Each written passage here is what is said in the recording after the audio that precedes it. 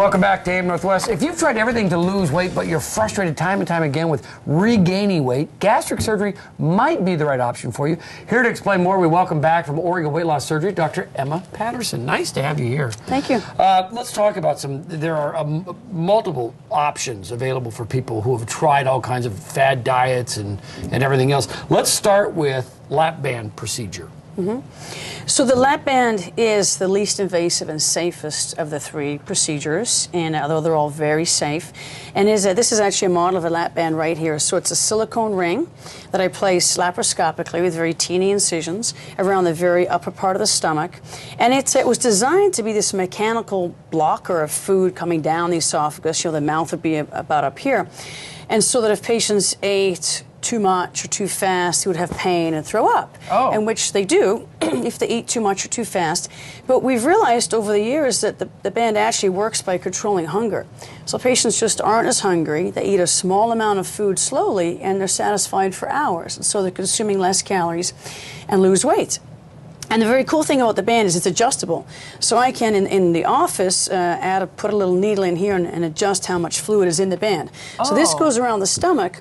This little access port goes on the abdominal wall, under the skin, nothing's hanging out, but on the muscle, so you push down, you can feel it, and I just in a couple seconds can pop a little needle in there, add a bit of fluid, and give someone more restriction or more satiety so they can eat even less.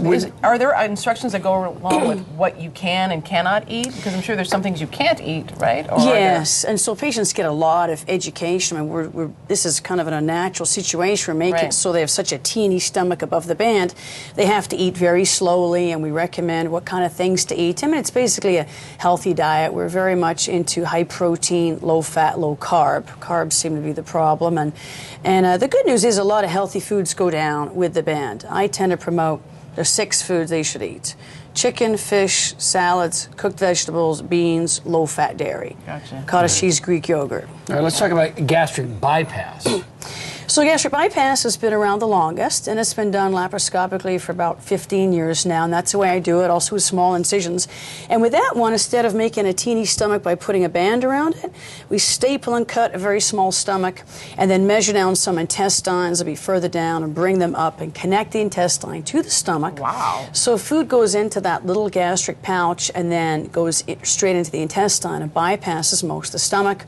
And then I have to make another little connection there to connect the other part of the intestine where digestive juices will flow down. And it also works by, 2 main mechanisms. It seems that patients can eat less food, but they're also less hungry. And exactly how the less hungry part happens, we don't know. There's some stomach hormones involved, but so the real answer is they feel full, and they crave healthier foods too. How long does it take to lose weight? When do they see results with either procedure? Well, they start losing weight right away. I mean, so when I see patients back in the office at a month, they've lost weight, and then they continue to lose weight. The weight loss is faster with the gastric bypass. If you compare them at a year, they generally have lost more weight, and it's more slow and gradual and gentle with the band. And then the sleeve, the third option, tends to fit right in the middle on many categories in terms of how invasive it is and how fast they lose weight. And so with a sleeve, you see there is staple and cut and remove about 80% of the stomach. And so we make the stomach into a long, narrow tube, almost like a continuation of the esophagus.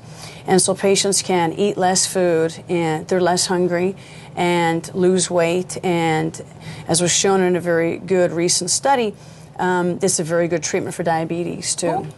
Who can take part in any of these procedures?